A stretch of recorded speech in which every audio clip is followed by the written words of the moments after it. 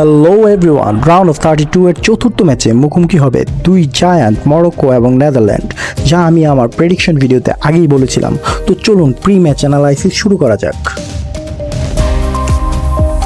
মরক্কোর শক্তির একটা বড় জায়গা হচ্ছে হাকিমের নেতৃত্বে তাদের জমাট ডিফেন্স। এছাড়াও দুই ফ্ল্যাঙ্ক দিয়ে দ্রুত কাউন্টার অ্যাটাক মরক্কোর অন্যতম প্লাস পয়েন্ট।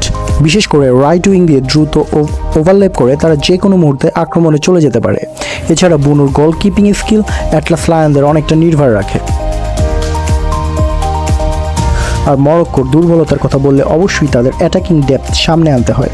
এছাড়াও পজিশন রিটেনশনও করতেও মরক্কো অনেকটা সময় নিয়ে নেয়। তারপরও হাকিমি, ব্রাহিম দিয়াজ, সাইভারিরা জ্বলে উঠলে যে কোনো দলকে হারাতে সক্ষম অ্যাটলাস লায়নরা।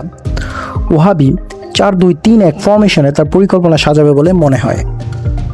অন্যদিকে নেদারল্যান্ডের শক্তির কথা যদি বলতে হয় তাহলে অবশ্যই তাদের ফরওয়ার্ড লাইন সবার আগে থাকবে। গ্রুপের 3 ম্যাচে 10 গোল দিয়ে তারা তা প্রমাণ করেছে। এছাড়া মিডফিল্ড দখলেও ডাচরা মুনশিয়ানা দেখিয়েছে। এরিয়াল বলে নেদারল্যান্ড একটা বাড়তি অ্যাডভান্টেজ পাবে তাদের হাইটের জন্য। আর ডাচদের দুর্বলতার কথা উঠলে তাদের ডিফেন্স ট্রানজিশনের কথা বলতেই হয়। হাই প্রেসিং টিমের বিপক্ষে তারা একটু হিমশিম খাচ্ছে। এছাড়াও লো ব্লক ডিফেন্সের ক্ষেত্রেও তারা প্রায় সময় প্রেডিক্টেড পাস দিচ্ছে। ভ্যান ডাইক, ডি ইয়ংরা মরক্কোর কঠিন পরীক্ষা নেবে বলে ধরে নেওয়া যায়।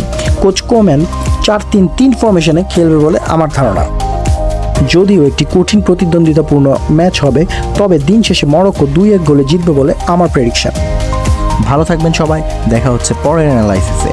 ভিডিও ভালো লাগলে লাইক এবং সাবস্ক্রাইব করতে ভুলবেন না।